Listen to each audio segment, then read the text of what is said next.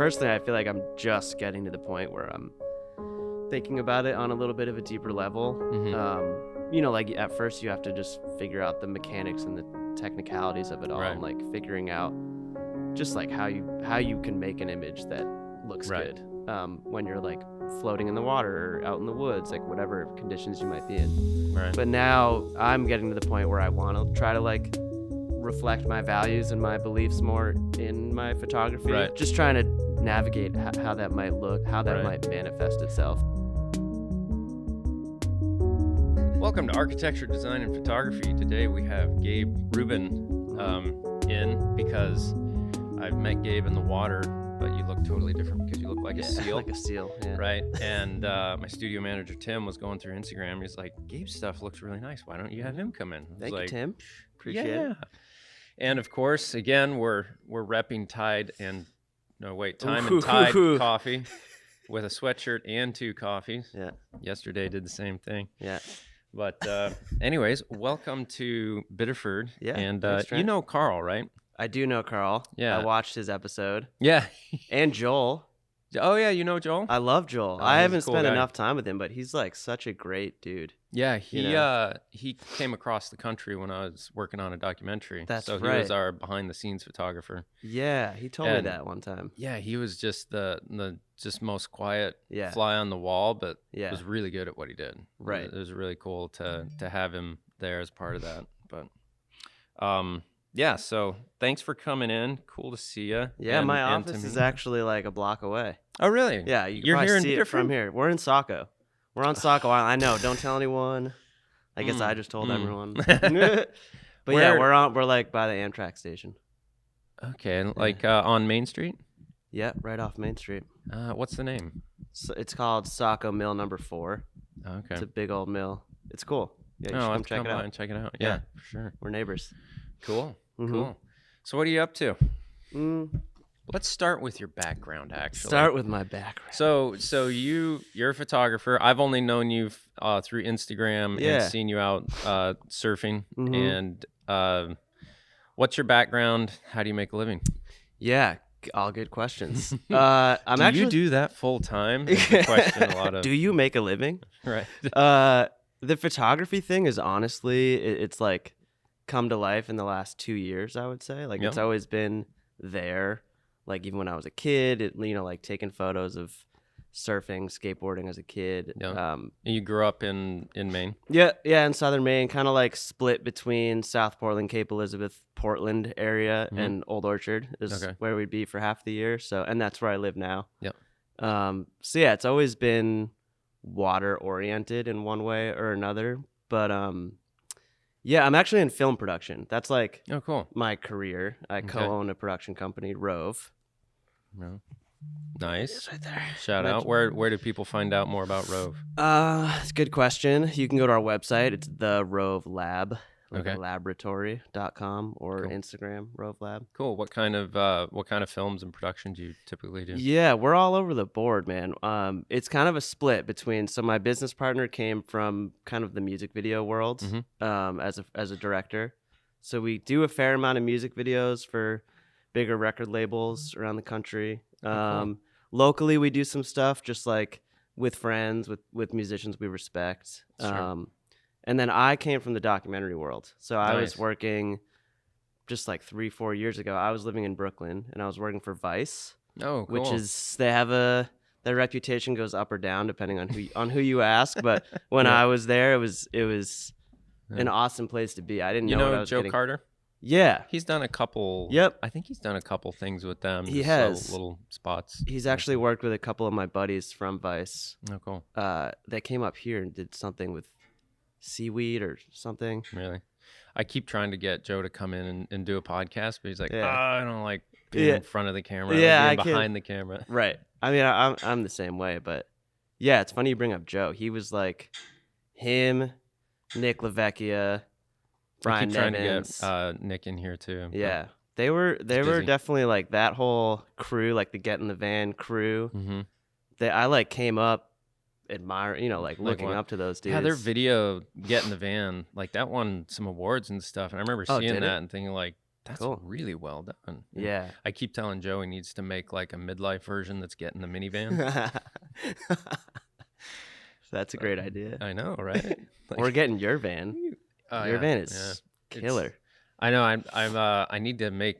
Nick Lavecchia's got a really nice little VW van too. Yeah, and he does. He's got a nice ladder that goes up to the roof rack, and I haven't figured out how to put a ladder together to get up to my roof rack. I just step on the wheels and everything to get up. So I need to get him in here to just talk about that. Yeah. So. Is that your everyday car? Like you just drive that around? Yeah, like if I'm not working. Sweet. Yeah. I mean, it's love Japanese. It's a Mitsubishi Delica 91 or 3 or it's something. amazing. I love it. It's fun. There's a guy in Old Orchard. It's a total dude magnet. All the dudes just love it. Oh, it's so funny. You drive down the street, women are just like looking straight forward. They don't notice it. And every single guy's just like, different mechanical shape. Right. Like, what's that? A van that's not a Westphalia. Yeah, right. So I wanted something that was reliable. So yeah. There's a guy in Old Orchard, my hometown, that drives around one of those like condensed like mini trucks. Oh, I think I call them key cars. What are they called? They're called key cars, KEI. KEI. And I mean, is it like just the cab? Yeah. And then a little bed? It's like a golf cart truck. Yeah, I think they call them key trucks, and they're not legal in the U.S. unless they're older than 25 years. Blah blah blah. Oh. But they make little vans like that too. Cool. And then they'll have some little cars like that, but you'll see those. I kind of want one. It's like my size, you know? Yeah, they're super cool. Carl wants one really bad too. That makes sense. There's one with a little bit bigger tires on North Street going out of Saco. Cool. But I'd love to get one of those and just keep it like where I live and drive it through the woods with the kids. Yeah. That'd be pretty cool someday. What, do you live locally? You probably I live in the south part of Biddeford over near Fortunes. Oh, sweet. We lived downtown here for the longest time. And then 2 years ago, or probably 4 years ago, bought some land and built. So cool. Yeah. We're like the last street before you'd cross over into Kennebunkport. So so that's your we still have crazy Biddeford taxes, but better as far as property, your property value is less, but whatever. It's a give and take. So. How many kids you have? 2 kids. 2 kids? Yeah, 2 boys that are nice. Really getting into surfing. We actually leave Sunday to go to California for a while. No way. So I'm going to try and just kind of park it on Rincon with kids and just push them into little when it's small, That sounds ideal. I would love that right now. Yeah. I'm actually going to Barbados in a few weeks. Oh, Nick Lavecchia was just there. I know, man. On that big swell. The images you see, well, we don't want to give too much away. Yeah. But like, if you can find those offshore places that are just trade wind offshore and swell still filters in. Yeah, I know. Ooh, he definitely was one of the people I would like. Last year he was there, and I saw his photos, and I was like, okay, it's just a vacation. Like I haven't gone on like a strictly vacation where I'm not like shooting 12-hour days, as you know. Like I haven't done that in years. Right. So it's going to be sweet. It's going to be hard to go and take a camera, though, and feel relaxed. Oh, that's true. I know. I'm like, God, do I bring my water housing and like try to get out there and get some shots? I probably will. My fiance is going to hate me for it. Right. But it's all good. All right. So your background. Yeah. Did you go to film school or? No, I didn't. I went to Wheaton College down in Massachusetts. It's like a little liberal arts school. And I studied film there technically, but it was the first year of the program. So there was like, it was bare bones. They had like, this was like DSLR times, you know? But it was a great program. And then I ended up going to Prague in the Czech Republic and they have like a pretty crazy film history over there. Cool. Prague itself is known as like the Hollywood of kind of like Eastern Europe. Yeah. So they have a lot of huge studios and backlots, and like Kodak is over there. And so I studied 16 millimeter film pretty intensively over there as a junior in college. And that's when I was like, okay, this is like, I want to pursue this as a career. Before that, I knew I was into film and photography. I knew I was into like surfing, being outdoors. There seemed to be an overlap there, but I didn't see it as a career, necessarily. Like freshman year of college, I thought I wanted to be in finance. Ooh. Ugh, I know. So I remember first semester of freshman year of college, I was in econ, and I got a D. I think I got a D+. I went pre-med for a year and a half. and like got a Ambitious. B- in That's- general biology, and I was like, That's if respectable, man. But I was trying, Yeah. and I was getting a B-, and I Yeah. was like, this is just general biology. This is not going to work. Right. You know. Right. So I was like, And Yeah. I saw a friend that was in architecture school, and I was like, that looks like cool. fun. So Cool. my background's in architecture. Huh. Did that for 3 years after school, and I was like, this is not fun. Huh. So. Oh, you were in architecture. So you were. Yeah, I practiced for design 3 side. years after Huh. college, and it's just the day-to-day working of it. Yeah. It's like you have to go to the same desk every day, Yeah. and you got to work on the same project for just immense amounts of time. And for Mhm. my personality, the creative turnaround there Mhm. wasn't enough to keep me tied to that. Hmm. And I wanted more freedom of time. I wanted more risk in my Mhm. income, and that motivates me. Yeah. So it just, I have a friend who went to photo school and works as a medical advertising photographer out in California. And I saw what he was doing and talked to him, and he was like, well, you've got the background in architecture. Why don't you see if you could do architecture photography? So, Did you have a history in photography before Not that, at or all. not really? No way. I bought, I don't know, probably the first 5D and didn't even know how to put the lens on. I was like, oh, this, and I called my friend. I was like, what is it? And he's like, oh, you've Line got with the red dot. You've got a not L series lens or whatever. It won't fit on that. It was a friend's Tough lens. I got the mistake. body first. Gotcha. And I was like, oh, I got to put a lens on So you it. had a And so body I with no borrowed a lens. lens from, Joey Radford. Yeah, I know his name. I don't know him personally. Yeah, I borrowed a lens from him. And I was like, Yeah. But it's weird because like 3 months after that, I had a cover of a magazine.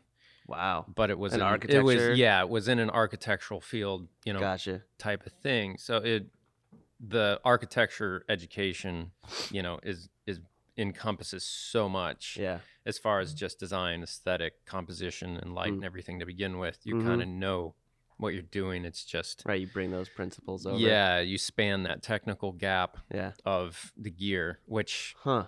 I was never interested in photography because there was that like, now you got to go sit in the dark room forever, and I was like, Right.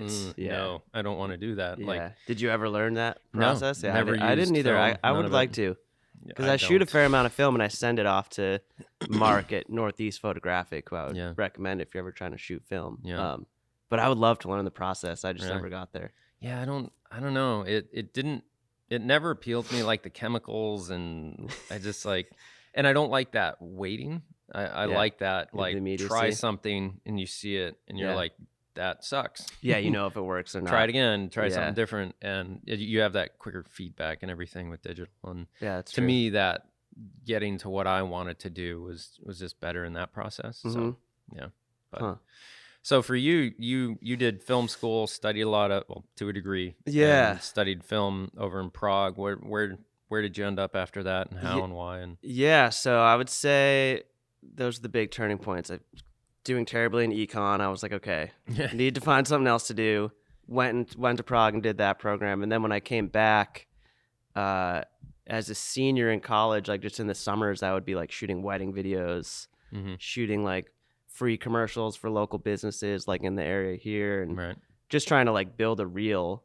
I don't even think I knew what a reel was, like as a cinematographer, which is kind of like what my focus was at that time. I didn't even know that's what I was doing, was like collecting footage for a reel. Right. And I remember I hit up a family friend, James Deemer, who lives over in Falmouth, and he was doing a lot of work with Vice. He's a sound guy. Deemer Box? Yep, Of Deemer exactly. Box So fame? he is now full-time doing Deemer Box, but in his past life, he was a sound guy. Like traveling all over the world. He was on Survivor. He was doing like crazy shows. And he was like, cut together a reel and I'll send it to the DP, the director of photography at Vice.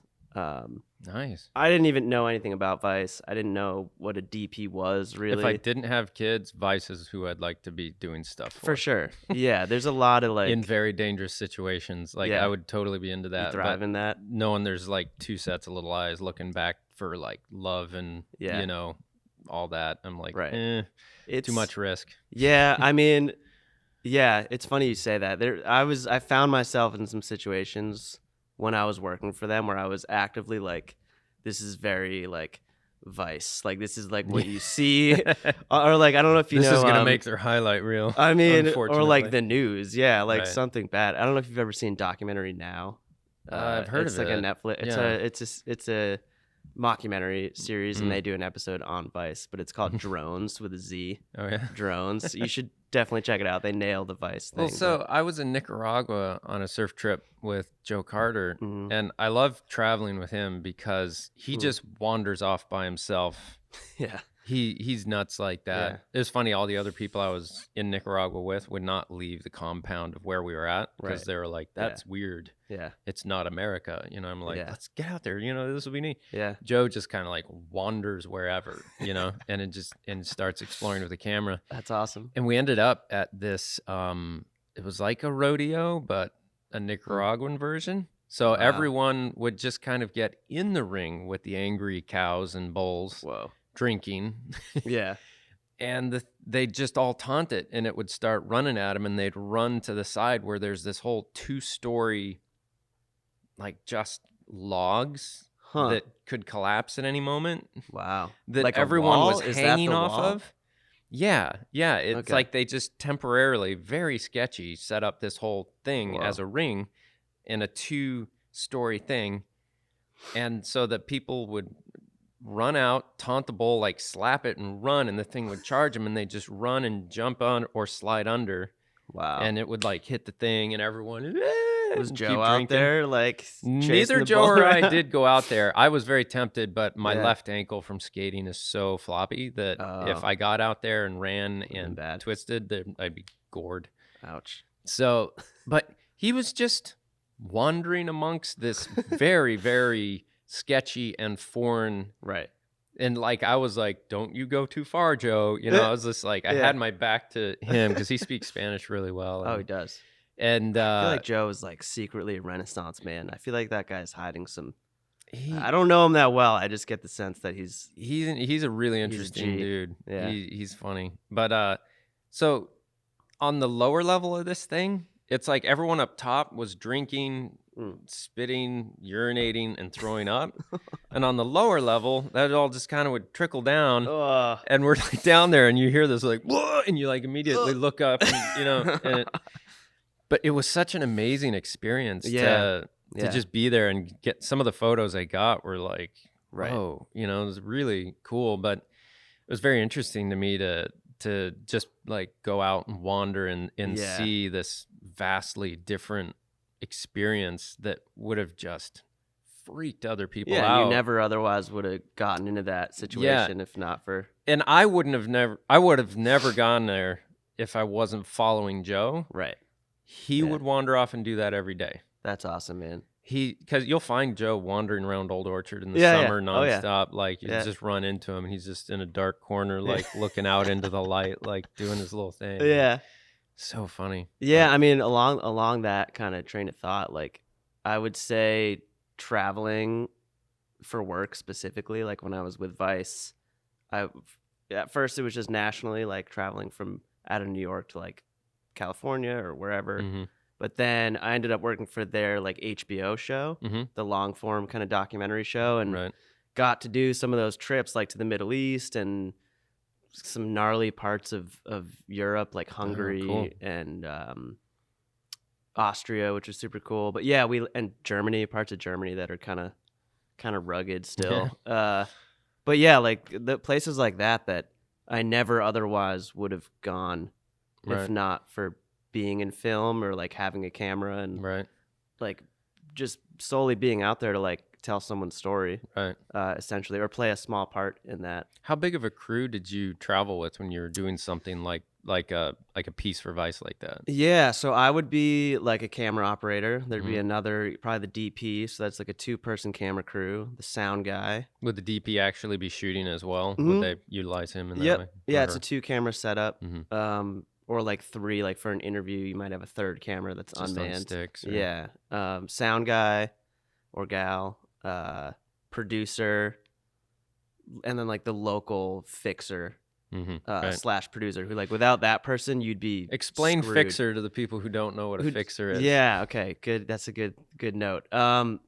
so I mean, they're weird. like your lifeboat. Like they're like the lifesaver. Without them, you would just be like a bunch of clueless Americans Right. wandering around a But foreign country. in the really sketchy countries, Yeah. they know the dirty people. Oh yeah, they know and they everything. protect you through the dirty people. And Absolutely. like, it's amazing to me that that's just a line item. Like, yeah, you gotta grease palms, and you gotta make sure the local mafia is happy, and that person's just kind of with you in the background, like picking their nails. And that's just like every day to them. Yeah. I remember we were in Palestine, and water for you if you need it. Thanks, man. And our producer, the fixer, we were all kind of sketched out. Like it was, it's like the kind of thing you see on the news, like American media likes to make seem really dangerous. So you kind of have that going into it. You're a little nervous and you get the butterflies. It's not America, so it's scary. Right. Or, like I remember being there and there were just like gunshots going off in the distance. And we're all just kind of like,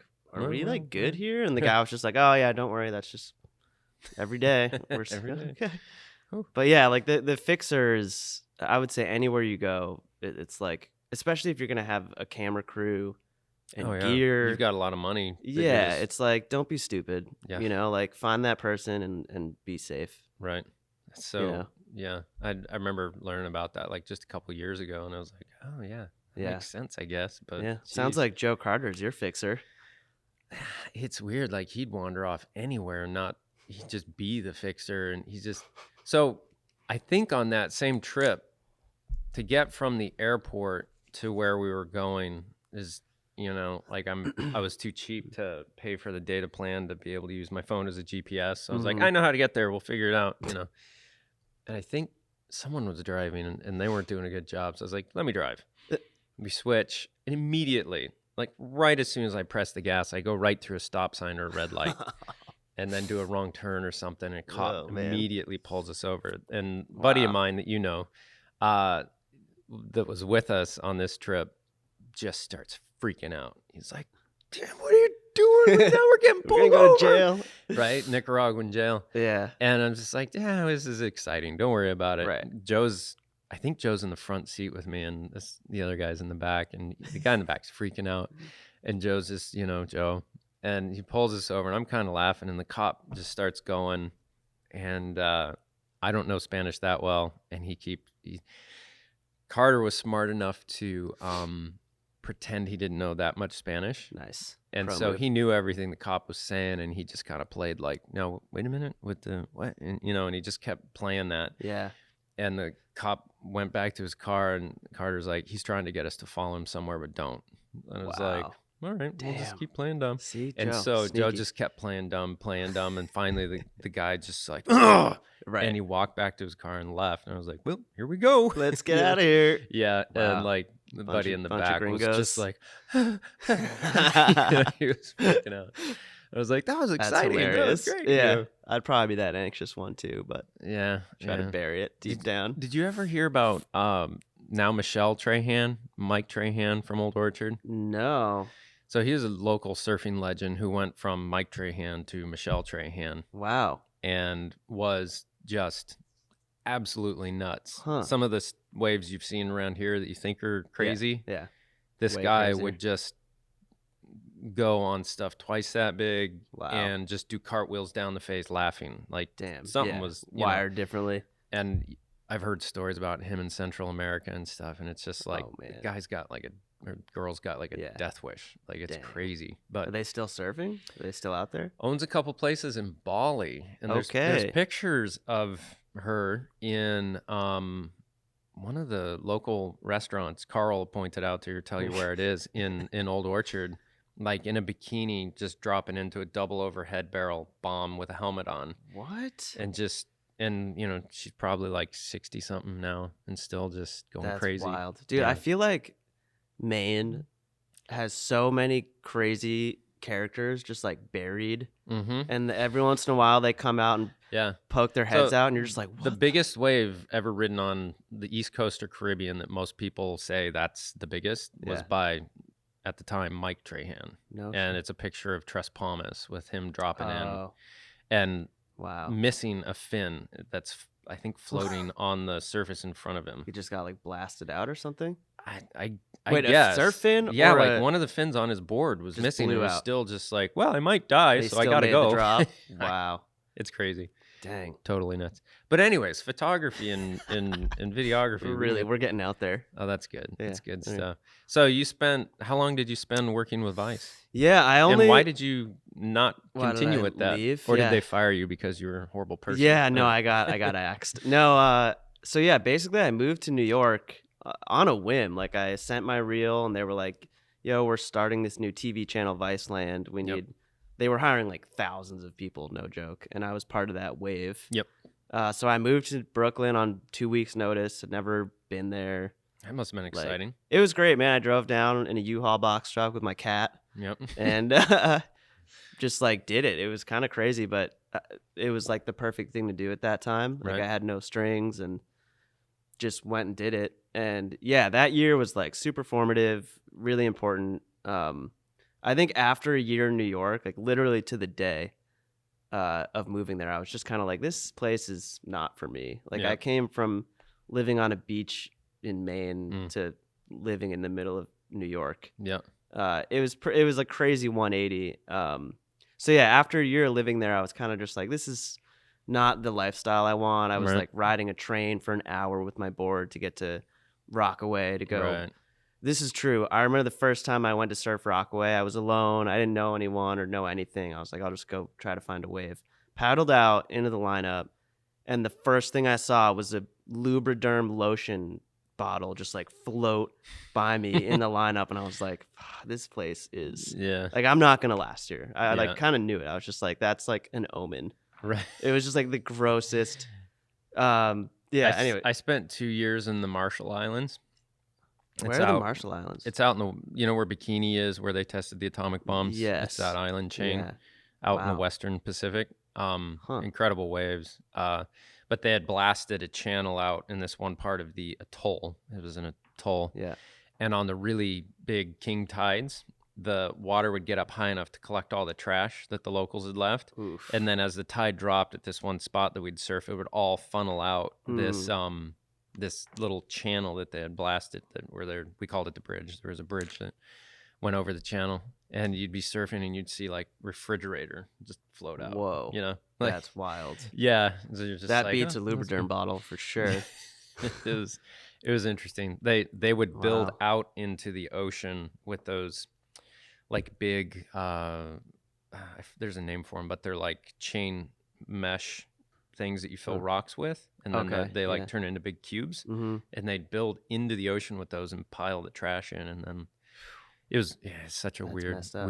weird place, but Wow. so beautiful and such a nice Right. area at the same time. But Huh. yeah, so a year in New York, and then you were like, this is harsh. Yeah, so that's when I went freelance. I kind of Yeah. made, I guess I was freelance. I was like permalance. You Right, know, it's like right. every big employer's favorite thing to do is like string you along. They don't have Right. to pay you benefits and, but whatever. It was great. And then I was like, I need to move. I need to go back home. Mm-hmm. So I went like fully freelance, and that, like literally the week I moved back to Maine, which was 4 years ago, I like got the call to go shoot their HBO show, and it all just kind of like came together. And I was able to travel out of Portland and go do these like 2-week shoots internationally, which was like the dream at that time. I just like didn't even know how it happened, but I was rolling with it, and Nice. and it was great. And then that kind of fizzled out after like 6 months because I was in Maine, and there's like an endless amount of shooters and cinematographers in New York who are just Right. like chomping at the bit. Right. So that kind of like naturally just fizzled out. And then around that time I made, just out of passion, like I'm sorry, rewind. Before I left New York, they had a huge swell. It was Hurricane Hermine. And it just like lit up Long Island. Like it was firing as far as you could see. Right. And I just went out there. I had just gotten a camera, a C300, similar to this camera. And I just went out to the beach because I had just left Vice. I was about to move. So I was like, yeah, whatever. I'll just go film surfing. So I did for 2 days in a row and just filmed like the locals. There were no big names. They're like, What kind of lens were you using? Were you shooting Dude, from the beach? I was shooting from the beach on sticks, and it was just It was like a $50 lens I got Oh, really? used from like B&H. But I mean, you'd have to do like a 400 at least, right? It was like a 100 to 300. Yep. But it wasn't like one of the big fancy, like it It wasn't got like the a job 70 done. to 200 f2.8. But yeah, I got Right. the job done, and I had the camera at the time. And so anyways, I just shot a bunch of footage with no plan, cut it together into like a 2-minute edit that week. And then it kind of just like went through the internet cycle of like surf outlets Right. started posting it, and starting with like ESM, and then moving up to like the Inertia and Right. some bigger outlets. And that video ended up getting a staff pick on Vimeo, which is like, to Oh, people who nice. don't know, it's kind of pretty big. Yeah, it's like just to kind of like get a lot of views on something. Right. And so that happened, and it was kind of crazy. Like, it just happened out of nowhere. And that ended up leading to working with a couple different surf outlets, mainly the Inertia, which is Yep. kind of like I don't really know how they describe themselves. They're like a surf media company, outdoor media. And so, yeah, like right after I left Vice, I linked up with the Inertia and ended up getting to travel with them for like 2 years. So I got a couple wow. trips to Hawaii and Australia, and I was basically hired as just like a filmmaker, which Right. is me and the founder of the Inertia, Zach, super nice dude. So And- they'd kind of say, hey, we have this subject we want to go shoot and do another kind of mini documentary, essentially. Pretty much, yeah. It was like 2 to 4 minute like mini documentaries, which is like all the rage nowadays. Like, brands love putting themselves attention span, Exactly. Well, honestly, yeah, they were definitely less than 4 minutes, but yeah, like they would just line up these stretches, and oftentimes the trips to Hawaii would line up with all the activity at Pipe, Right. So we would go, and they would just have lined up all these different projects. Like, we got to shoot with some pretty crazy people, Mark Healy and Garrett McNamara, and all sorts of like Hawaiian waterman legends, Nice. like the guys who invented toe-in skiing. And Right. yeah, in Australia we got to link That up must with be such a cool weird thing to people. be a kid who grew up in Maine surfing, like the last Yeah, before the more recent like kind of hipster fascination with the out of bounds areas like Maine. yeah, Yeah. Maine would have never come up on a radar for surfing. Now it's kind That's of true. a unique kind of like, ooh, that's like a little odd. destination. Yeah, for sure. But to grow up in that before, Yeah, and then to go see like all these extremely well known. yeah. That must have been quite a trip. It was a mind blower. I remember we got to stay. We were staying on Pipeline, or like at Rock Piles, like right next to John Florence's house. Right. And him and Kelly were like going at it in heats, and I was just sitting on the beach at Pipe, Right. just like watching. Did you surf on the North Shore much? No, I didn't. I ended up surfing. We ended up in Honolulu for whatever reason, filming something. And I had a day to kill before flying out. So I rented a longboard and surfed Waikiki, which is like pretty epic. I don't like, you've probably caught on to this by now, I'm not into big waves. Like, that's not my comfort zone. Like, I would like to be, I like being in the water, shooting. Other people charge big waves.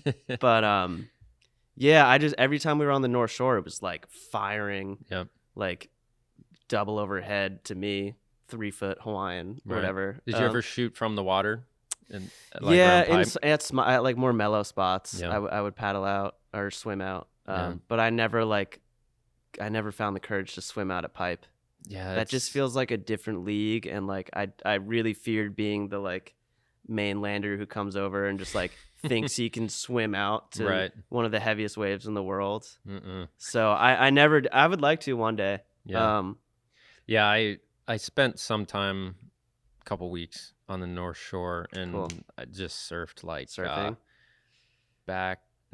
Rocky Rights and gas chambers back and forth. They just, Yep. I mean, to me, the North Shore is like a huge beach break that happens to be over reef, and it has these pronounced spots. But man, it's heavy. It's so like it wasn't anything big for them, and I was just getting tweaked. Yeah. You know, just your neck and everything else. You fall on the smallest wave, and it just Buries you. Yeah. Oh man, it's The ocean is yeah, different. It's different over there. yeah, I feel like over here in Maine, for the most part, things are pretty mellow. yeah. Until you get on some of the reef breaks, I've never Right. experienced power on the East Coast other than some of the reef breaks around here. Mm-hmm. And like bigger days in Hatteras, that's like the only thing that Yeah. comes close to anything that Yeah. that you'd experience on Hawaii. I mean, I remember over there, the swell, like it was kind of small, and then this like a huge storm surge came in, and the swell filled in, Hmm. and you woke up, and it was like thunder and lightning is Yep. what it sounded like, and like things would shake literally. So It was what it felt like to me. My classroom in the Marshall Islands, I taught high school there. Cool. You couldn't see land from my corner classroom. You just saw like a reef pass going by. Wow. But on the big days, it was You're you'd just feel the trying to ground teach, shake. like looking out the window, I just was like, just oh my like, class is out early today. But yeah, on the big days, you Uh, could feel the waves. Yeah. Like in the ground, you just and you Yeah. hear them, and it's just like it was It's so hard. intimidating. Oh, For me, dude. I was just sitting there, just like, how's like you watch it. If you watch like a WSL like pro surf broadcast on your computer, Mhm.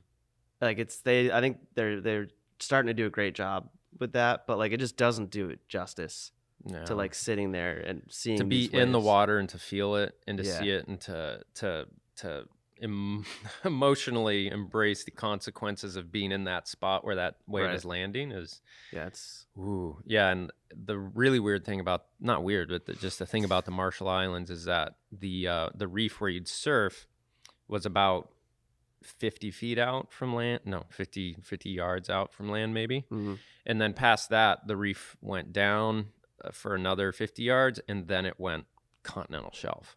So Whoa. like you could snorkel Deep out on the water. flat days, and you'd see the shelf, and you'd see like massive manta rays come up on the edge and go back down, Wow. but it just went black, you know? Oof. And so the massive swells, you'd have like normal size set, Mhm.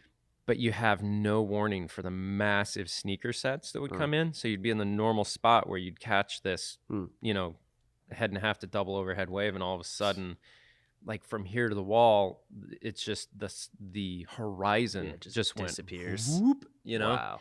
and it's just you just sprint paddle, you just start screaming, and at some point you ditch the board, you swim down, and I would actually try and grab coral heads and like Whoa. hold on, because that spot was, the coral was pretty Wasn't dead super because sharp. it was hit all the time. It's Right. kind of like pipe.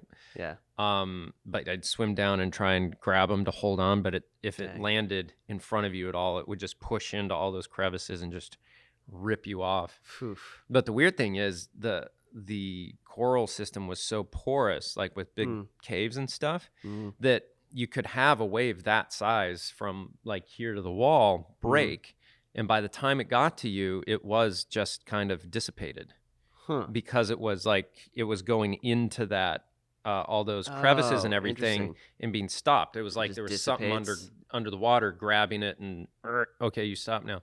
But like Wow. on a big day at Old Orchard, you try and paddle out, Yeah. the waves break, and then they just roll, Yeah. and they just keep rolling. So Yeah. you're just getting hit and hit and hit and hit. Mm-hmm. So you could get really close to where you need to be to Yeah. catch the waves and be fine, Yeah. and then you just have to sprint that little distance to get out. So Huh. it was weird. Different mentality. Different mentality, I s- different consequences, the whole Yeah. thing. I But can see why you charge though. I get it now. I mean, I've seen you surf some waves where I'm just like, I don't want any piece of that. Like, yeah, but I want to now- be.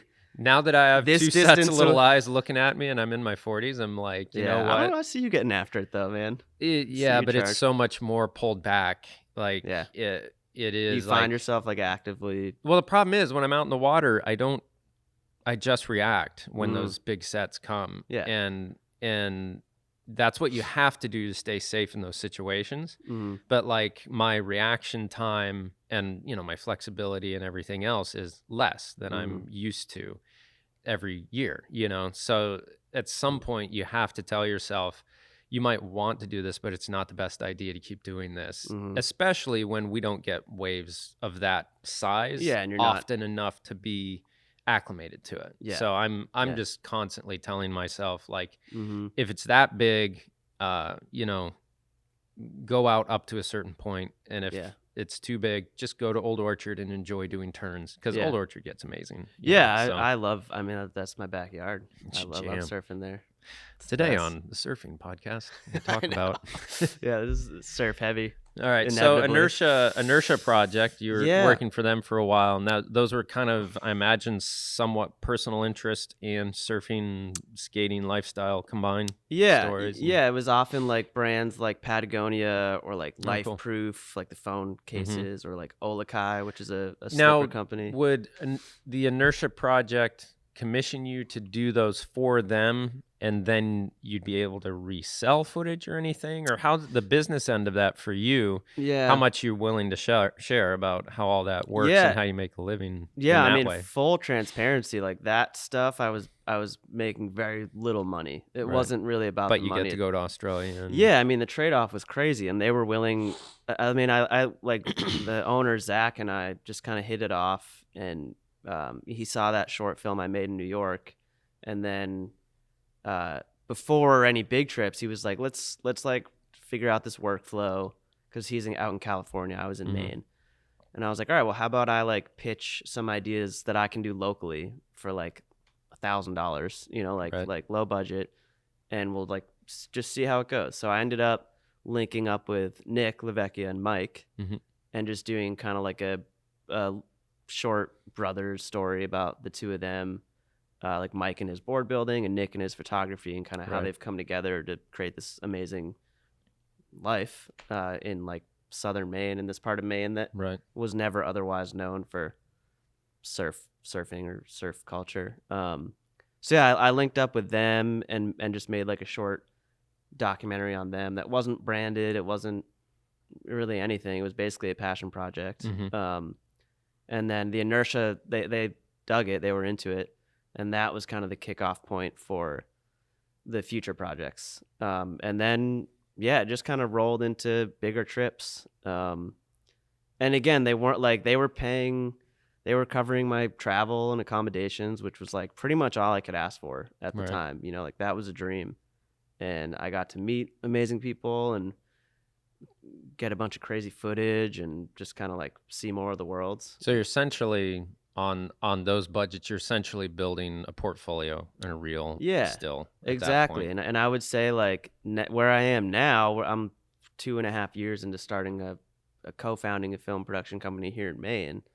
Like I wouldn't be where I am now without having like shot wedding videos throughout college and like Sure. you know, like shot free stuff around here for local companies, and all of those things. Just like I didn't know it at the time, but I feel like they all kind of led me to where I am now. And Sure. the work with the Inertia and like this surf content has kind of slowed down. And now I think like I've compensated by moving it into my photography. I think that's kind of like fulfilling that chunk of my like passion, which is great. Like I remember it was like 2 years ago, I actually bought Nick Lavecchia's old setup. He was selling. Right. His water housing and stuff. His I water remember when he housing. posted that, actually. Yeah, and like it was his camera, like his Fuji, and it was his whole setup. And I was like, I don't know why, I just decided to pull the trigger, and that was definitely like that was another big turning moment for me, just like embracing photography and getting in the water and trying to see things differently. You know, how have you found photography to cross-pollinate and kind of inform what you do with film? It's a good question. They're pretty separate entities in my life. Like obviously they're both creatively driven and creating images. Yeah, I'm not sure I know exactly. I think I would say that like when I started this film production company, I kind of moved from a cinematographer and a DP, a director of photography. Like, you know, I was used to just always having a camera on my shoulder and filming, and like I was really happy doing that. And then moving into Rove, my company, I'm more of like my business partner Jay and I were kind of just like co-producers, co-directors. We both edit. We're both kind of just doing everything. You know, like as you know, like you just have to wear all the hats. Right. And so I've moved away from cinematography a little bit. Like I still shoot when we shoot. I'm the DP, and that is great. But I think the photography has kind of like, again, it's just helped like fulfill that need that Kind of I a have. creative outlet to a degree. Yeah, and just creating images. Like that's that's all I've been doing for the past however many years. What do you find the difficult areas in making a living as a creative? Oof, where to begin on that one? Yeah, I would say specifically in Maine, it can be really challenging. I think I love this state. Like I never want to leave. I'm staying here forever, and so is our business. Like we have no plans of going anywhere else. But it's a small pie. Yeah, it's a small population. Small population, and there's a select few companies in Maine that like can pony up and like even need or want film, like video specifically. You know, like photography is like you need photography. Like I feel like brands have known that for a long time. Video I think is like, especially in Maine, I feel like in everything Maine tends to be a few years behind in all trends, and I think that can apply to video a little bit as well. And like people are a little bit afraid to kind of take that leap and like spend the extra money to get a commercial made or whatever it might be. So we've kind of learned that along the way in the last couple of years that the local work is hard to come by. So we haven't like honed in on that. We've kind of focused elsewhere and pulled from our like previous lives, our past networks, and that has just kind of like organically led to pretty much like all of our work is from out of state at this point. Like the stuff we do locally is, you know, music videos with friends, passion projects. Like if there's like this guy Dylan Stewart, for example, Bold Coast Burns, he's a wood burner spear fisherman out of South Portland, and cool. I just found him on Instagram a few years ago, and you know we ended up making a passion project on him just for fun as a portfolio piece. So like we do things like that locally.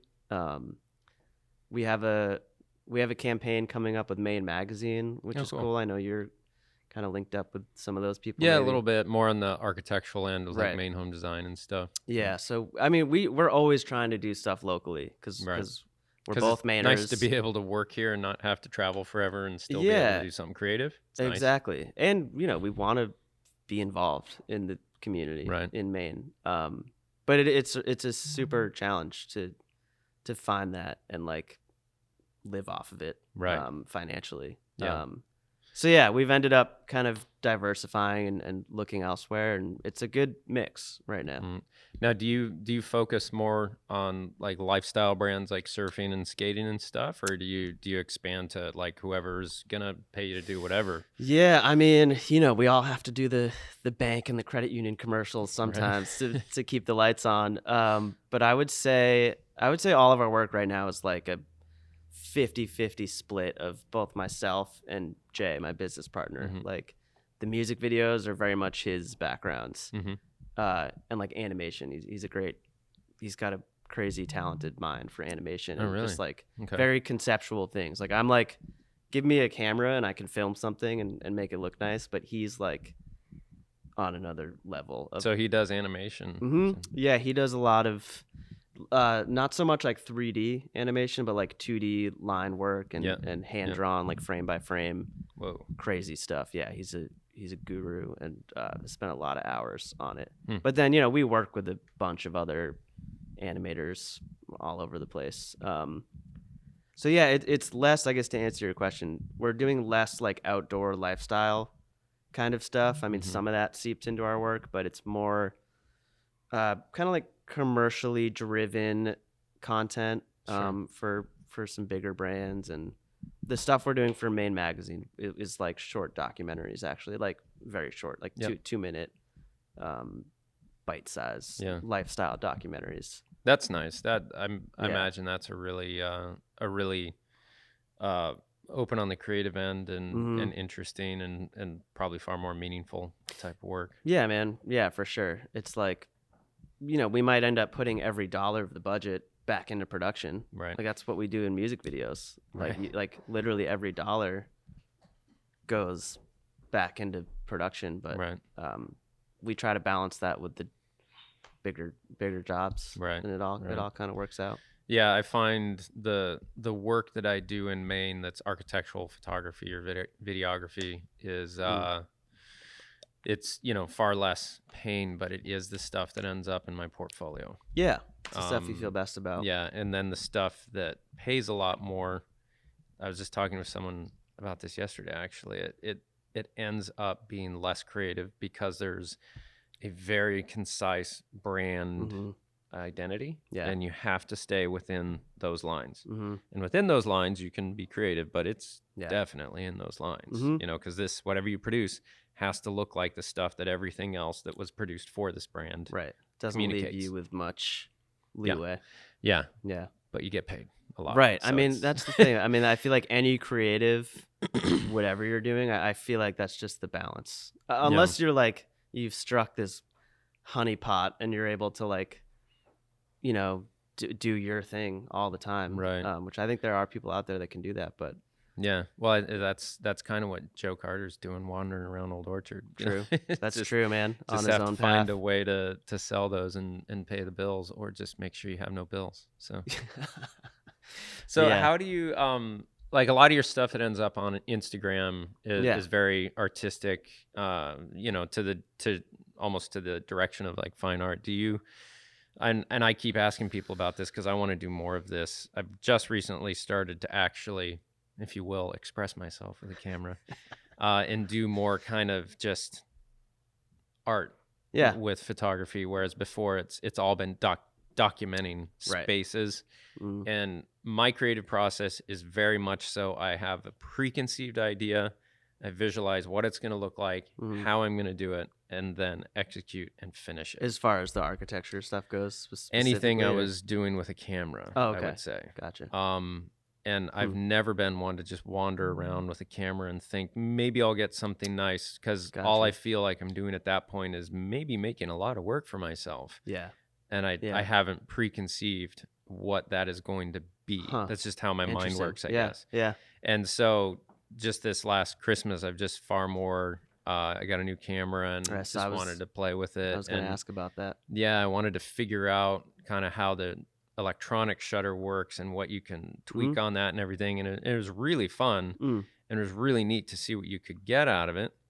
And it's very interesting to me how much of what I'm going through in life comes through, or I identify in those pictures, right? It's very, you know, it is very artistic, I guess. Yeah. And I'd love to get to a place where you could, you know, do that, produce art in that way and sell it, because Right. you've eliminated the need for clients to a degree. Your clients are people who would buy the art. Yeah. Do you have any experience with printing and selling work and how all that works? Or Yeah, I mean, very little. Like Yeah. I'm super fresh to that game, because it's just like a side. I don't even want to call it a hustle. It's just Yeah. like a side project. Right. It's all passion based, and like I have done a few rounds of prints and frames, and had my first like real show in Portland like 2 months ago at Good Fire Brewing, and that went super well. Like I printed. I kind of just went big, and I printed 6 20 by 30 prints, Oh, nice. which is like fairly large for me. And got them framed, like super nice maple frames from a local guy in Yep. Portland, and 5 out of 6 sold. The 6th one is about to Great. sell. So it's hanging in my house right now, but it's about to sell. So like that was a great first test run for me, because I had never like thought to put myself out there like that. Like it's Right. one thing to make a video or a commercial or whatever and release it online, and maybe it gets some views or likes or shares or whatever, but the real world, like tangible, Here's physically something, and yeah. you're gonna support it with your dollars. It's That's yeah, and different. even like money aside, just like the people who showed up for that first event, Right. it was like it was super awesome and rewarding, and like I was really appreciative of that. Yeah, All the yeah. people that came out and bought, frames, and that has definitely kind of like lit the fire a little bit. So Yeah. now I've like developed a relationship with a shop down in Florida, actually. It's like a super awesome tight unit shop. They do printing, framing. They'll like Oh, really? drop ship everything for you. So Yeah. it's kind of been a really sweet, seamless process Yeah. working with them. How But yeah, much can you share about them? yeah. Because So I'm you should totally definitely, asking for my selfish yeah, interest. yeah. Well, and anyone else out there, I would highly recommend. So his name is Kelly, and his shop is called Slater. He's based Kelly. in Yeah, Cocoa Kelly. You might Beach. know Yeah. him from surfing, but Right. he's got a side hustle too. No, Kelly. Yeah. Anyway, I forget his last name. What's the shop called? I don't want to mess this up. Imagine Fine Art Printing. Imagine Fine Art Printing, and he's down in St. Augustine. Mm-hmm. Actually, a Maine native artist, Ty Williams. Do you know Ty at all? Mm-mm. You would dig him, his work, and he's a super talented surfer too. But yeah, Ty linked me up with Kelly because that's where he gets his printing done, and yeah, it's just been great, man. Like I think so like they do frames and everything. They'll do it all. Like what printing medium did you use? Like archival paper, or did you go with like metal or plexiglass? Or? Still working that out, but like I definitely spent a while, like when I first hit up Kelly, just being like, listen, man, I don't know what I'm doing. I've never done this before. That's me having this conversation with you. Exactly. Like, and I'm still there. Like I was just looking for genuine guidance from someone, Right. and he ended up being like the perfect person.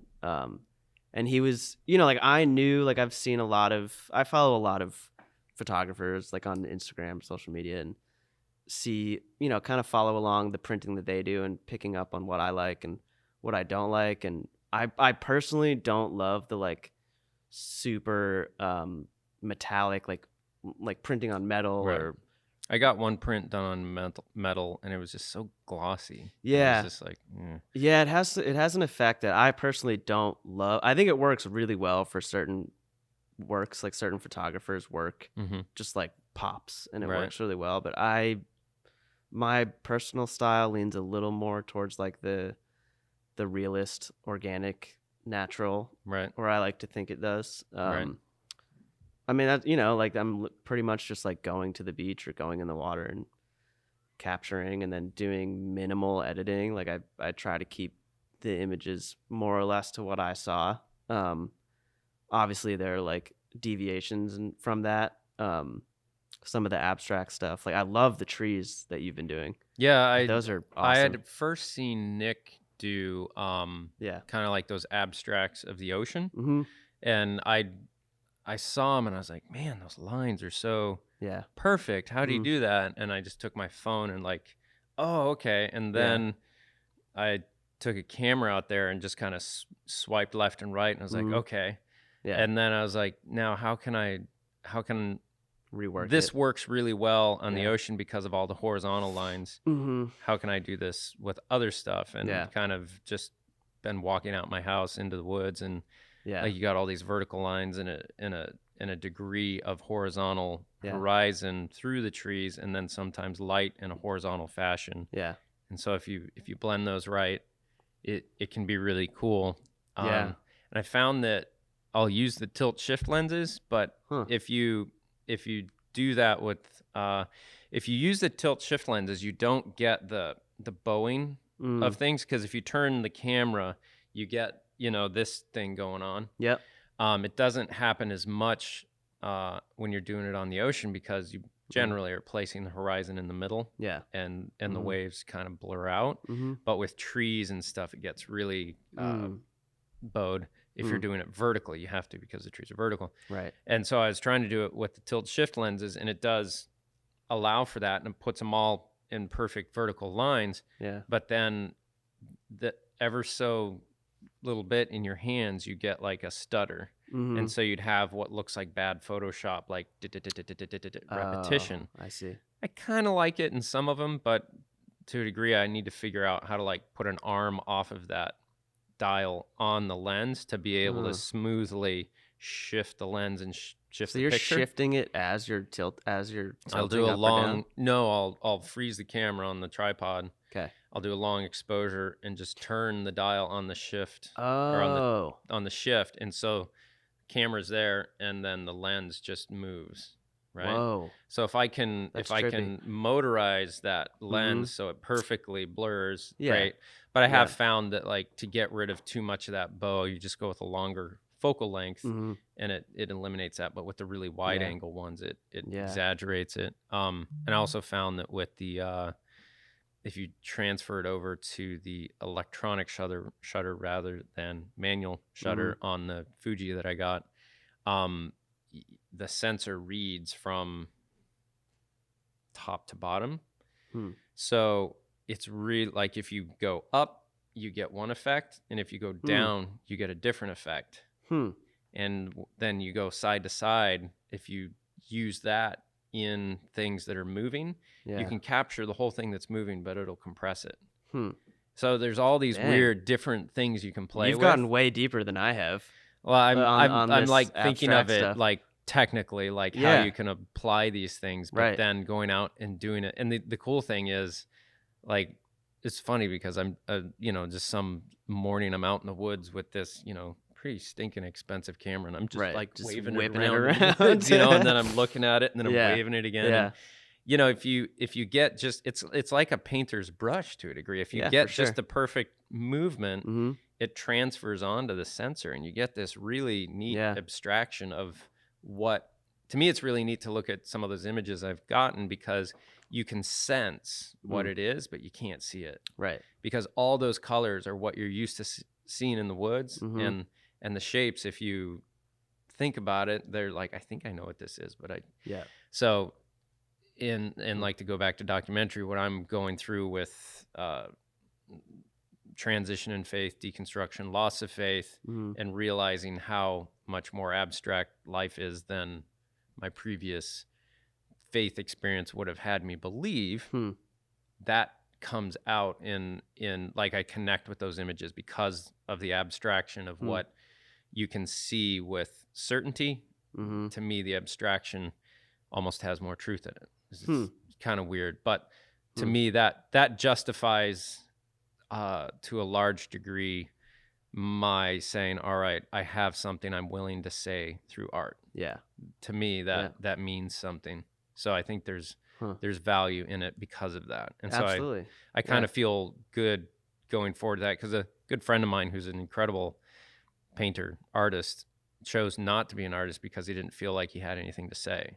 And it's not till he's run into a lot of change in his life that he's embraced producing more art as a way of figuring that out. And he's found that there's more to say than he thought there was. So interesting. That's there's a lot in there to like unpack, I feel like, but I feel like I'm just getting to the point where I'm thinking about it on a little bit of a deeper level. Like at first you have to just figure out the mechanics and the technicalities of it all, and like figuring out just like how you can make an image that looks good when you're like floating in the water or out in the woods, like whatever conditions you might be in. But now I feel like I'm getting to the point where I want to try to like reflect my values and my beliefs more in my photography. And I'm like just trying to navigate how that might look, or how that might manifest itself. I think there's so much value in art that comes from that place. Yeah, that's a really good path. I was on Nick's site a little while ago before I started getting crazy with things, because he's always been an inspiration with how he sees stuff. And one of his pieces is like a lobster pot. What do you call the top part? The buoy, lobster buoy. Yeah. You see the top, but then you see the water line, and then below you see the line going down. Yeah. And it's just like the bottom half is this, like, I just see a shark down there. I just see danger below the surface and creepy. And then above it's like these nice bright blue skies, and, and like pop of the color. And it's just that great kind of, the both top and bottom and at the same time. And yeah, really interesting. That guy has definitely always been a like force in my creative life. Yeah. Like just every time I see his work, I'm like, damn, that makes me want to go make stuff. Yeah, like the buoy photos he did, that kind of pushed me to go explore other areas near my house, like not just the ocean, but go paddle out into the marsh. Right. and like go explore the rivers and the marshes and Right. the kind of those ecosystems. And that has led to like some of my favorite work. Like I just go out and shoot boats oftentimes. Like I'll just go out at sunset. And did you have one recently that was kind of like below the water and above in a lobster boat or something? yeah, I definitely have think I done saw quite a that few one. of those. Yeah, I like those. Thanks, man. Yeah, that's been really fun to mess around. It's really challenging. And you're out there just swimming in the harbor shooting those? No, I take my longboard out Yep. because it depends on where you go. Like it wouldn't be smart to swim because I'm doing this in the middle of winter. Yep. And I'm alone. It's not like I have someone. Thump. Yeah, it's just not like I try to be somewhat safe about it, but Right. it depends on where you go. Like Pine Point, the current just rips Yeah. out of that Yeah. river, and like you would not want to be without a board. Like even if you had swim fins on, you'd be out of Prout's Neck before Yeah. you know it. So I bring a longboard and strap it, have a leash and kind of like, yeah, it's just a dancing game. You have to like paddle up river knowing that it's going to suck you back out. Right. And then by the time you're in the right position, you have to be like in position for the shot. Right. So right. it's been fun to kind of go explore. Have you talked to Carl much about his process of what he does and going out and shooting animals and stuff? I not like super deep. I mean, I watched your podcast with him and learned a lot. He's a nut job. He's a nut job. He's he's for an sure awesome nut job. Yeah, he's great, man. He's like super. Every time I talk with him or text, I just find myself like laughing. Yeah. Or just like he's just a goof, but super talented. I think it's pretty amazing what he's been able to do. He's been around Carter forever. He's been around me forever, and never bothered picking up a camera. Didn't care about it. And then all of a sudden, he's out and he got a picture of a snowy owl. Yep. And his dad had a stuffed snowy owl, and he was just kind of like looking at the picture, and he's like, he goes out and gets this, massive Nikon and massive lens, and he just starts. Yeah. When I first started looking at his Instagram, I was like, is Carl stealing other people's images and posting them? Because these are all really good, and he has no experience. Yeah. At all. It's a pretty insane, like 0 to 100 he did. Yeah. I remember a couple of years ago being on the beach with like my DSLR with like a zoom lens on it, and I could tell he was like intrigued. He was kind of like, oh, like what is that? And then he would always be interested in like seeing the photos. Yeah. And I could see he was like into photography, but at that point he didn't have a camera. Right. And then sure enough, now he's just like killing it. Yeah, he'll just go out and like lay in the woods for a few hours to figure out where that bird's going to be at that time, and he's just on the ground for a couple hours waiting for that shot, and he just does it because he loves it. Yeah, that's commitment right there. Yeah, like I'll go out and do that in bursts. Like if I'm going out in the water right in the morning and it's January, I'll last 10 minutes. Right. But I feel like he's going out there for hours, like you said, to like every day looking for a specific subject in a specific place, and like I just don't have that like mindset. Carl is a documentary project in himself. The life that he's lived and the things that have happened to him. Yeah, he's got stories. I had a friend who just yesterday was shooting in California, at a hospital for this section of the hospital that studies. I don't know. They have a bunch of snakes and they study the venom. For cures and everything else. Oh, wow. And out in California, these guys knew about Carl because of snakes and stuff. Like, because my buddy started telling him, like, oh, I got a buddy who has a buddy in Maine who had, and they're like, oh, we know about that. And he's just like, this is crazy. Wow. But yeah, he's a wild dude. Yeah, you could do a documentary on Carl, on Tom Wiley, and then on Michelle Trahan. My uncle Norman has some pretty great memories of Tom Wiley because Norman was surfing fortunes in Old Orchard like back in the 70s. Yeah, like straight up, maybe even the 60s.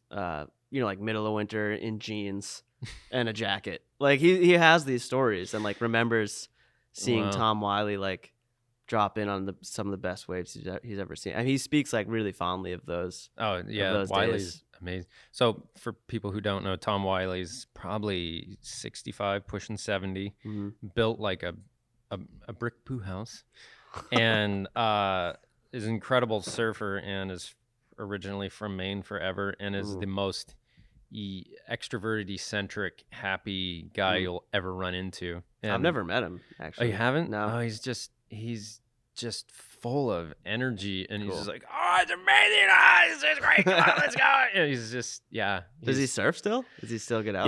Yeah. He'll spend like the summer and fall up north, and then the winters down here, or then he's been going to Costa Rica for the winters and stuff Nice. too. He's got that dialed in. Yeah, he's the dream. Funny dude. Great guy too. Yeah, on the forefront of surfing in Maine.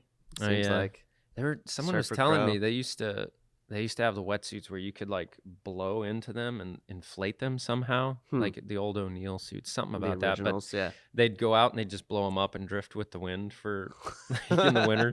It must have been that's crazy, man. I need to do a better job reminding myself now how spoiled we are with like 7mm boots and gloves, and you got your just how flexible they are. When I started, my first wetsuit was a water ski wetsuit, and it was so stiff. And when Rip Curl came out with those first like super flexible wetsuits back in the late 90s, early 2000s, it was just like, holy cow, I'm a ninja. You know?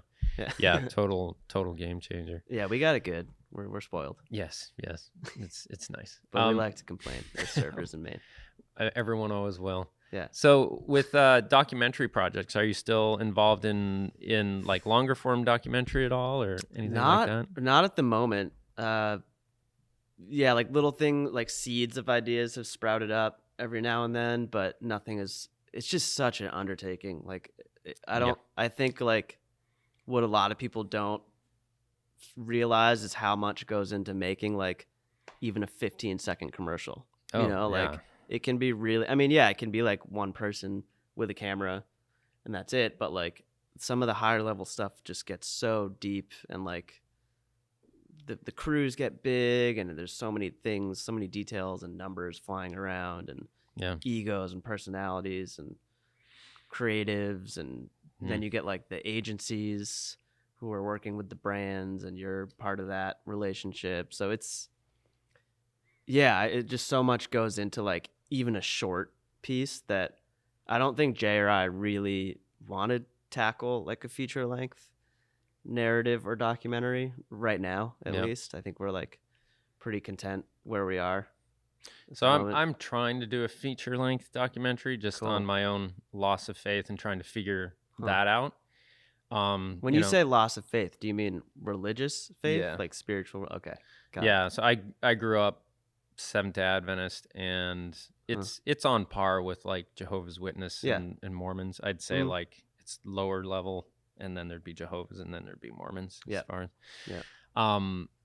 and that's been a huge issue and transition for me. And 4 years ago now, I drove across the country with Joel and three other friends, and interviewed a bunch of psychologists, theologians, you name it.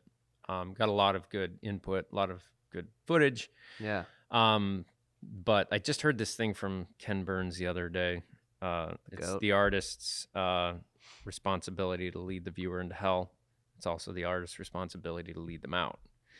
So I don't want to put something out where I'm just like, there is no God. There's no meaning. Kill yourself. Right. You know? Yeah. There has to be something to take out of it. Yeah. And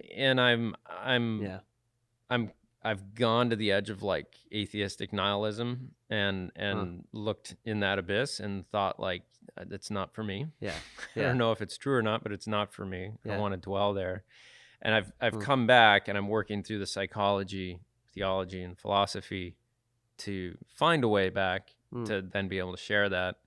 But it's just such a huge undertaking to, first of all, I'm not a writer, to really sculpt that all together as a narrative, but then to actually visually communicate that as well. And so I've worked with a little very, very like first grade level animation and stuff to do stuff like that. But I'm definitely I bought that have you seen the Iowa or something, the 24mm probe lens? Oh yeah, like the macro lens. Yeah, those are killer. Super cool. Yeah, I want to play around with one of those. Yeah, we got one here. Sweet. And like all this stuff to do, like I'd like to produce the whole thing on like something this big, Gotcha. you know, and do Gotcha. just like micro, Cool. you know, and along with the interviews With and the talking head footage interviews, yeah. but yeah, just like kind of, because all the concepts you're working with for the psychological implications and the philosophy and everything else,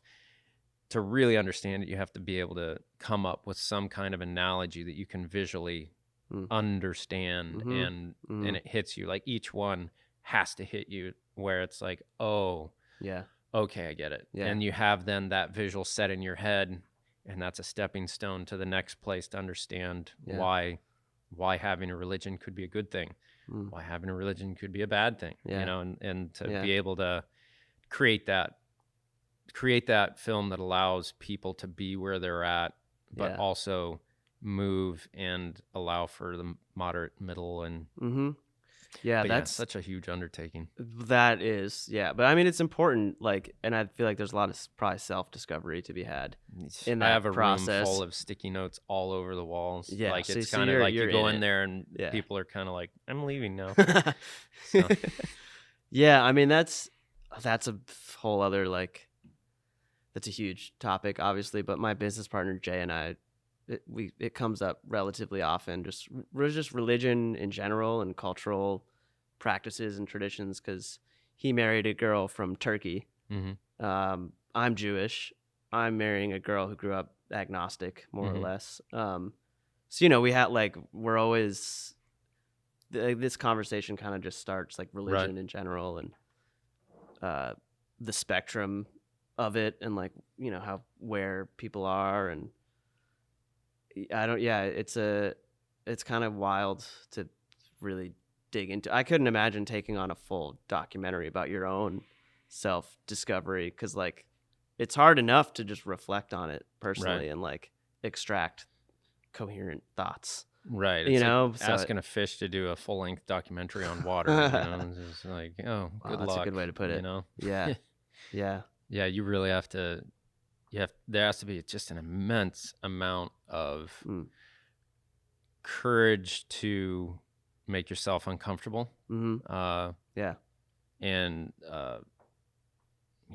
of courage to make yourself uncomfortable, the willingness to make other people uncomfortable that depend on you, and have expectations of you that you might not fulfill. You know, like, all of that is it's really, really a trip. So are your kids growing up, like, what kind of so my home wife's were you become raising them in? far more conservative as a reaction. Oh, interesting. You know, because we were both Seventh-day Adventists, and you know, grew up in that. My dad's a pastor, her dad was a pastor, like the whole deal, right? And we got married in that understanding, and then I'm kind of going off, and I'm trying to be respectful of that, but at the same time, there's that, like, oh my goodness, the most important thing to me, my relationship with God, her thinking is like the other half of this equation is like leaving the building. I've got to really buckle down here, and I get that, I understand that, but it's just a reality that's very difficult to deal with. Takes a lot of self-restraint and respect for the positions of other people if you want to hold everything together. So that's it. Religion in today's world plays a wild role, I feel like. Well, it's so interesting, because it's not that we can be is cloistered the right word? You know, you just, I mean, if you're gonna be, like, have you ever gone down to B&H Photo? Yes. I mean, place is a madhouse. Yeah, but, like, did you watch there's a documentary on Hasidic Judaism, I think, and I don't actually. Vice has definitely done some documentaries and articles about it. Well, you know, that those guys are a little weird. Oh yeah, there's some messed up stuff happening. I mean, it might be the same relation to, like, Adventists thinking of Mormons to, like, you know, moderate Jewish thinking to Hasidic, you know, those guys, you know, don't, you know. Yeah. But, you know, you talk to them, and they know things that they think they know, and they live by those things, and it makes sense to them, and they structure their life by it. What are you going to do about it? You know? So it's I mean, I feel like at the end of the day, again, Jay and I talk about this a lot. Like, there are good apples and bad apples in every group Right. of people in the world, whether it's religion based or not. And I feel like all we can do is try to be a good person, Right. And it's like, hey, you can have your beliefs, Yeah. and if you're not harming anyone else, then I feel like that's a win. See, that's the hang up for me that ejected me from Seventh Adventism, is because I saw the cognitive dissonance of seeing a child being born into that culture that was gay, and saying, all right, every gay person I've interacted with and gotten to a level where I'm comfortable enough as a friend with them to say, tell me about yourself. Yeah. I don't know enough gay people. I need to know, like, want to learn. did you just choose this, or we, and they're like, dude, as soon as you hit puberty, that's what you're attracted to. I don't know what to tell you, but that's it. Yeah. And I've had some people tell me, like, obviously if I could have chosen to be straight, it would have been easier for me.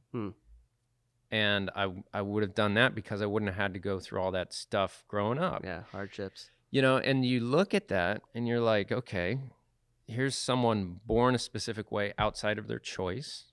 And yet there's this culture that damns them for something that they don't have control over. That doesn't equate to, a loving way of interacting with. It doesn't equal human thriving. And the suicide rates skyrocket in cultures where people are born into that are gay. And it's just, for me, that was the eject button of like, yeah, this is not right. I can't support this. And then after that, I started looking into all the psychology and everything else, and it gets really like, wow, there's nothing, and it's a scary moment. But that's a process of objectively looking into something, and there's objective things don't really hold any meaning. They only hold the very, very specific data point that objective thing can pin down. The most meaning and the most, further truth is found in subjective things. And that's why art, I think, is so valuable. And experience and new experiences are so valuable, because I think that's truth as a horizontal relationship. It's you look out at the horizon in the ocean and you see something out there, that the truth is like that. Like, as soon as you can get from here to that thing that you saw on the horizon, as soon as you get to it, the further, deeper truth has moved beyond you again, and you'll never get to the completion. Yeah. Right. It's not like unless you can just grab unless it's a flat Earth. So there's always that. But it's going to be, no matter how far you can get into something, you're not going to reach a rock bottom of truth. So it's I need to doodle and animate and make a 2-hour bring thing this stuff to life. Yeah, just something that I don't know, that at least explains me to my children when they're of a cognizant age. And how old are they now? 8 and 10. Oh, okay. So well, they're getting there. Yeah, They're it's hard for them though, because they're watching. I think they worry, like, Daddy's going to die and we'll never see him again. And I think that's hard for a kid. Yeah, for sure it is. But wow, this is way off topic. We're just spanning. That's okay though. That's what we do here. Welcome back. We had a bathroom break. I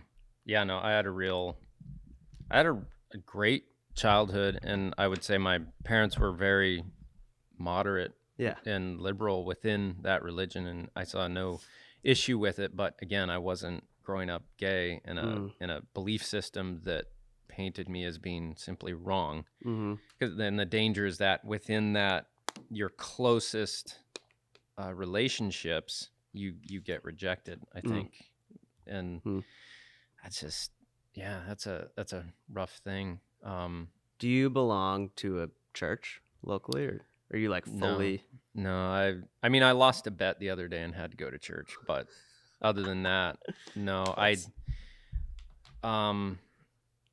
It's been well, I have a lot of reverence for the Jewish faith, because from what I can tell, the embracing the question is more of the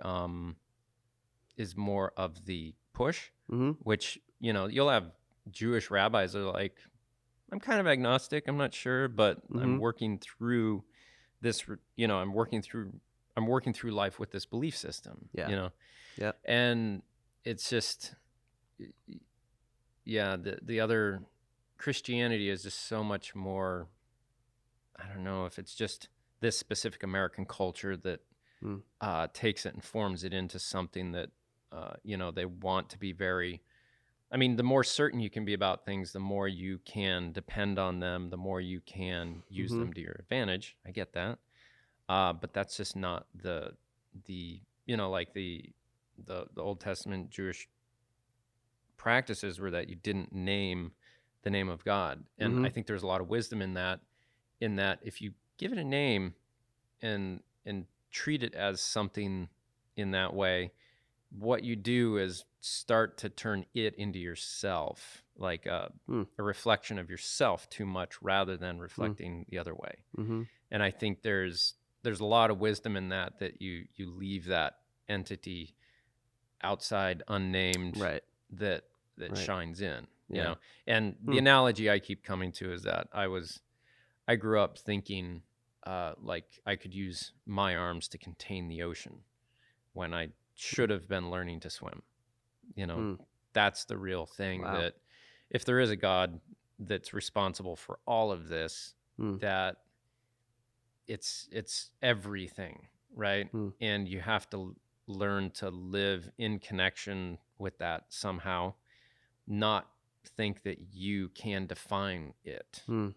So yeah, I mean, I feel like it's the human urge to like yeah, want to be able to have some sense of control, and like, of course. it's like, yeah, I got that, I understand this or whatever, but yeah, the reality is that's so far from the truth, you know. It's I don't know, it's the most important question to me, but I've also found that life is a time of questions and death will be a time of answers. So there you go. Yeah, I like that outlook. I like that. Yeah. Speaking of Ken Burns, did you watch the Vietnam series? I haven't, no. Good. Jeez, it's heavy, but you should watch it. Yeah. Talk about, like, I forget the exact quote that you gave that Ken Burns. Lead the viewer into hell, but then take him out. The responsibility to bring them out. Yeah, I mean, that dude is the master. Like, that is like classic Ken Burns. The Vietnam listened series. to a Sam Harris podcast where he interviewed Ken Burns and his partner or someone that worked with him on that. And it was really interesting. I should watch that. I mean, it's like horrifying and like terrible, right? But really like important. Real. Like I felt kind of guilty after watching it that I was like so naive and knew so little about what happened. Yeah, I think it's I mean, it's like 18 hours of like really brutal war footage. Wow. And just like horrific things, but it's important. I don't know. Like I feel like that should be a required viewing for people who didn't grow up in that era, who didn't get the full story. Like there's a lot of wisdom in not turning away from the horrific things you could be like. I've listened to a lot of the psychology of Jordan Peterson, and there's an interesting amount of reflection on that could be you in Nazi Germany if you were German. Like, what makes you think that you would have been one of the 0.01% that actually was a German and stood up to the Nazis? And was like, no, right. Yeah. The vast majority were like, I wouldn't do this. I wouldn't lead us into this, but I'm not going to risk my good standing. So I'm just going to go along. Yeah. What gives us the audacity to think that we'd actually be acted differently.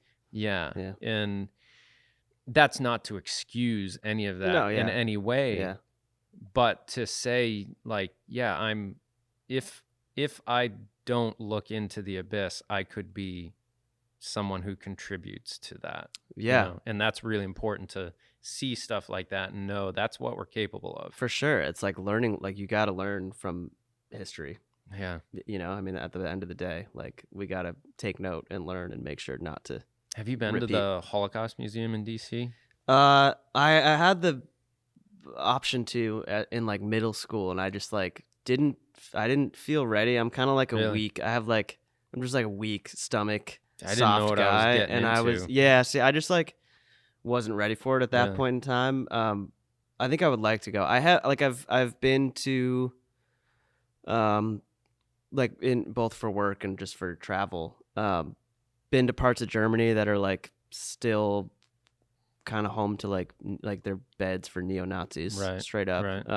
And like seen that firsthand, and like filmed a neo-Nazi march And in Germany, and I was just like, whoa, this is like all sorts of crazy right now. Like Yeah, here I am, yeah. this American Jew who a lot of my family perished because of the Nazis, you know, and like here I am filming these 20-something-year-old dudes the who are Jewish neo-Nazis. mind and sense of ability of humor around that, though, and processing that is so admirable. Like, you know, to just hear like Seinfeld and other comedians work around that as a form of respect in that is interesting to me. But yeah, I remember going to the Holocaust Museum, and I think I was probably like in 8th grade. Wow. And I was just That's like, awakening whoa, right there. Yeah. Whoa. Yeah. Yeah. And at the end, when they have a video at the end of just interviewing people that went through it, and you'll just sit there and cry. It was, yeah, dude, that is the pits of humanity. That is the right there. leading into hell and back out. Yeah. But we're coming back out. That's what the data says. But yeah, that's this is another thing I was listening to recently where they're talking about and this is why, again, I think Judaism and how it embraces the question is so important rather than providing certain answers. If I forget who it was I was listening to, but if you have an idea that perfection is attainable, it justifies horrific means to get there. And that's a real dangerous thing. But if you force yourself to embrace, no, we don't know this, and honestly, we can't prove it, and so we have to live in the tension, then that is a more kind, loving, accepting place to be. And you know, the really horrific things are done with these ideas of certainty and perfection being able to be attained. You know, the Ubermensch or whatever Hitler was going for, you know, this idea that we can achieve perfection and all that. And it's just like, do that, you know. But, and on that note. Is this the first time you've discussed religion on this podcast? No, I'd probably always into it go there before. a little bit. I do another podcast that I haven't done as much lately called Knowing and Believing that I'll usually bring people in that have some perspective on that. Yeah. But I just kind of let it go wherever because it's fun. Yeah, that's how it should be. And cool. yeah, but I mean, like the producing and making art, I think is so tied to that. And I think is really important. But then, you know, have you seen Who the Bleep is Jackson Pollock?